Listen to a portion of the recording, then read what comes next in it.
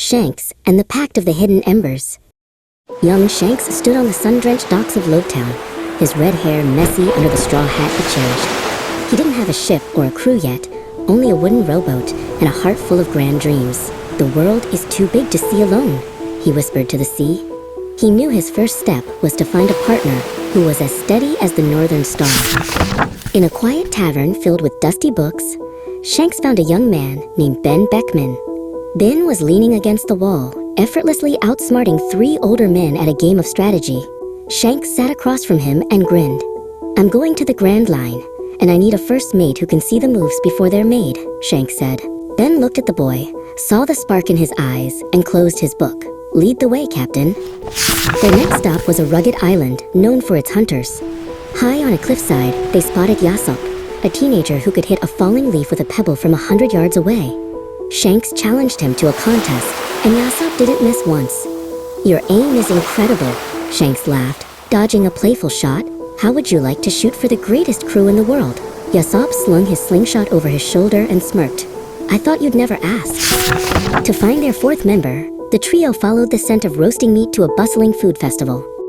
There, they found Lucky Roo, a jovial boy who was winning an eating contest while simultaneously juggling 3 crates of supplies for a local merchant. He moved with a grace that defied his size. Shanks offered him a seat on his boat and the best food the Grand Line had to offer. Roo let out a booming laugh, finished a drumstick in one bite, and hopped aboard. Now sailing a proper ship, the Red Force, the new crew reached the Grand Line. Yasopp sat in the crow's nest, scanning the horizon, while Lucky Roo checked their supplies. "We aren't just a crew anymore," Roo shouted down, tossing an apple to Yasopp. "We're a family." Yasopp caught it without looking, his eyes fixed on a mysterious, glowing island appearing through the mist. "Then let's see what this family can find on the Isle of Hidden Embers." As they anchored in a secluded cove, the crew stepped onto sand that shimmered like diamonds. They ventured into the jungle until they reached a clearing where trees grew in perfect circles.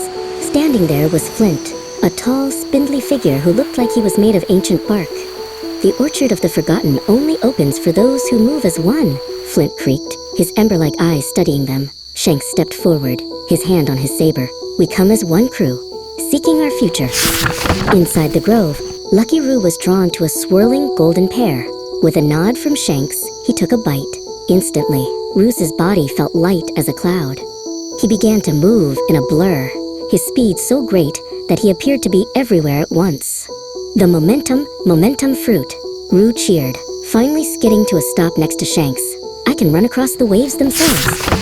Yasopp found a fruit that looked like a faceted sapphire. As he ate it, his pupils sharpened like a hawk's. He looked up and could see the individual veins on a leaf at the very top of the island's highest mountain.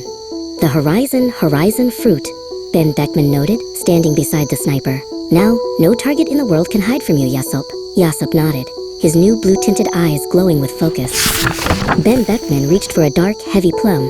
Upon eating it, a sphere of absolute silence expanded from his feet. Within that circle, even the crashing of the nearby waterfall became a whisper. Lucky Roo stepped into the circle and tried to cheer, but no sound came out. Ben smiled, realizing he had gained the power to command the void.